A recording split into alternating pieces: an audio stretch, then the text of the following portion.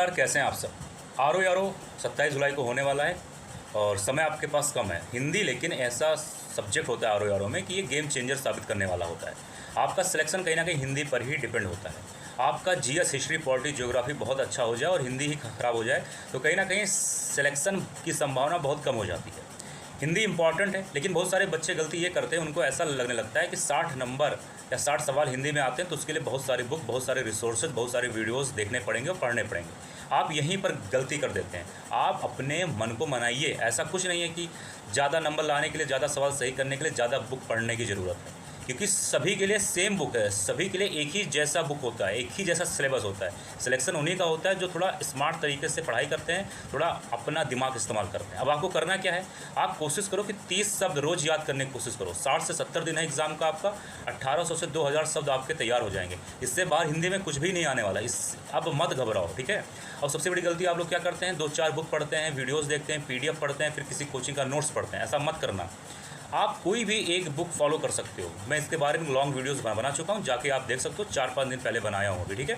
कोई एक book follow करो। सबसे अच्छी बुक जो मेरे हिसाब से घटना चक्र की बुक आती है, उससे ज़्यादा कुछ भी पढ़ने की जरूरत नहीं। हिंदी सबसे बड़ी चीज़ होती है आर एग्ज़ाम में, रिवीजन प्रैक्टिस और PYQ। हिंदी कभी चेंज नहीं होता है, ठीक है।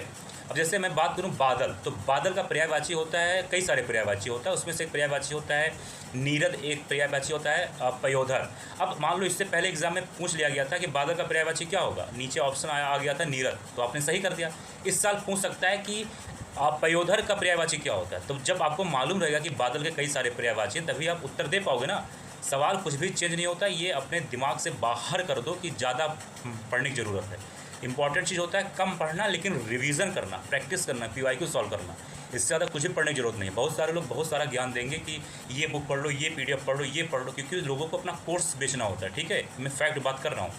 आप एक बुक लीजिए, और घटना चक्र की बुक बहुत शानदार होती है, मैं पर्सनल यूज़ करता हूँ, बहुत सारे लोगों के द्वारा आप सुनोगे।